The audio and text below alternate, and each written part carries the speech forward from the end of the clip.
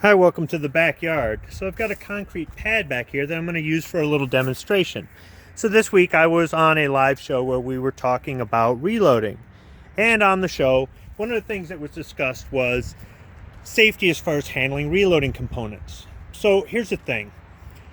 Somebody shouldn't be complacent with reloading because you could make a few mistakes that could damage your firearm or injure or kill you. But overall, most aspects of reloading are very safe. If these products were not stable to use, then people wouldn't have been reloading for the past, since the 19th century. We would have such a high accident rate that I think at some point it would have been outlawed. So the thing is, I don't want to encourage somebody to do something unsafe or be complacent. But I also don't want somebody to be afraid to get into reloading because they're afraid they're going to blow their hand off, because that is an extremely rare thing. So what I'm going to do is I'm going to do some demonstrations here, not to encourage you to repeat these demonstrations. Please don't do this at home. But more or less just to show you what happens with some of these components.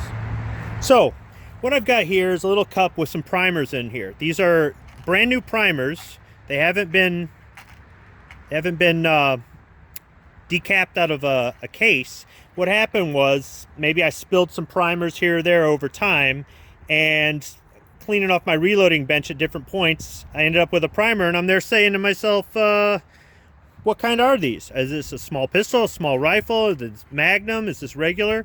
And I just ended up throwing them in this little cup here. I wasn't sure what I was going to do with them. There's also some CFE pistol in there from a video that I shot yesterday. But anyhow, this is a great opportunity for me to just get rid of these.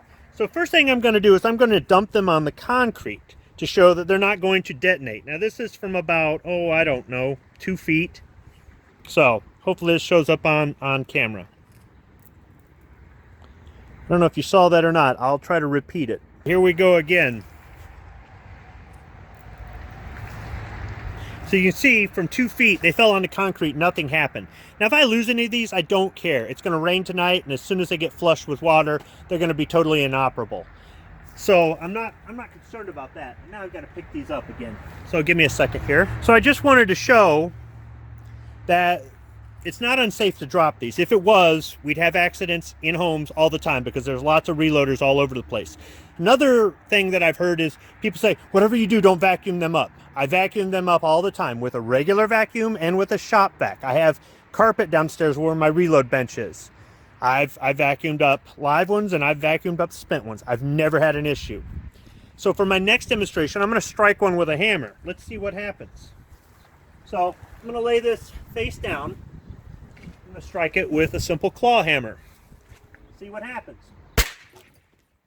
Pretty loud. But that's it. All it did was make a pretty scary noise, like a firecracker, which are legal to detonate in this state.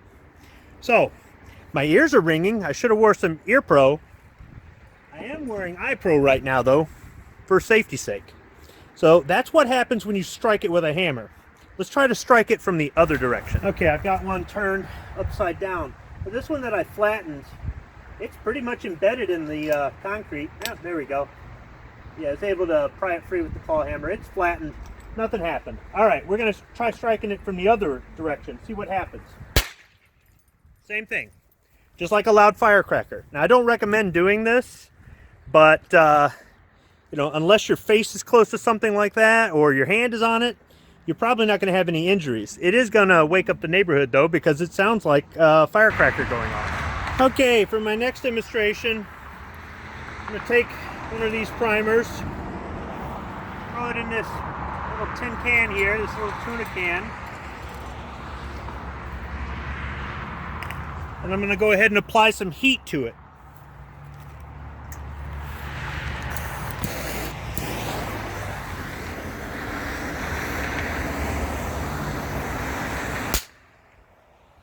You see, it did not instantly detonate, and once again, it's mostly noise. I wouldn't want to have my face next to that, but that's really all that really happens. Okay, I've got 2 more. I need to get rid of these things. Not because they're no good to use, but simply because I don't know what size they are. Okay, here we go.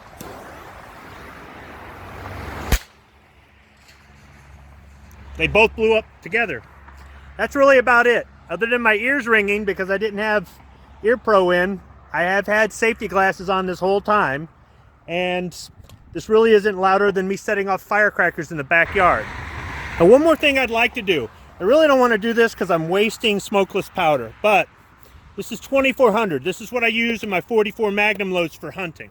Let me show you what smokeless powder does.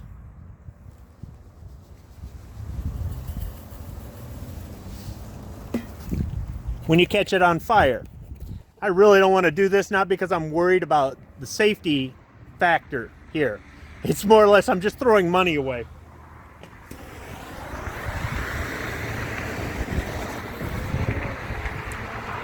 There you go.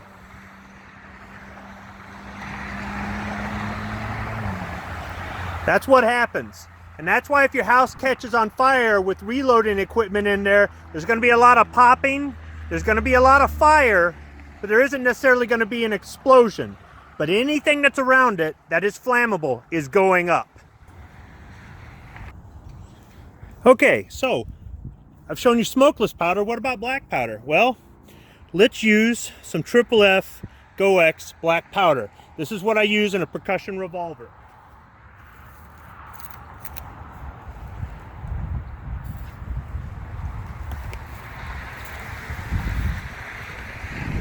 Once again, guys, throwing away money here.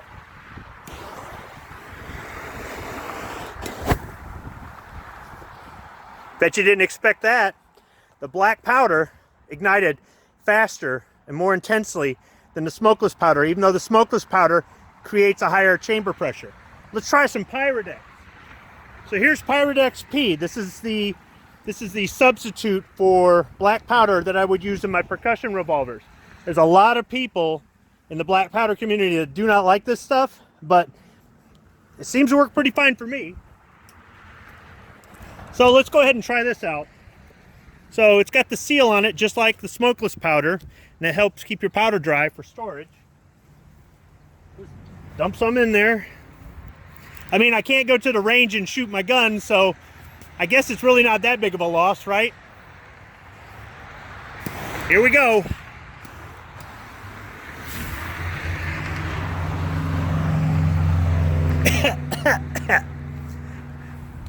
So, just in case you were wondering what this stuff does when you ignite it, and it's not inside of a firearm, it's not inside of a cartridge, this is what happens. I don't recommend horsing around with this stuff. I don't recommend keeping it near anything flammable. Definitely don't keep it near other chemicals. They'll actually degrade some of this stuff. Try to store it in a temperature-controlled environment whenever possible. Make sure everything is put away. Store it safely. Don't leave it out if you're not doing reloading, and just use some common sense about this. But don't be afraid to get into reloading, or don't be afraid to get into black powder firearms because of some of the myths out there by people who don't have experience, who are just trying to scare you. Just use some common sense, use some safety, wear eye protection, you'll be just fine. Thanks for watching.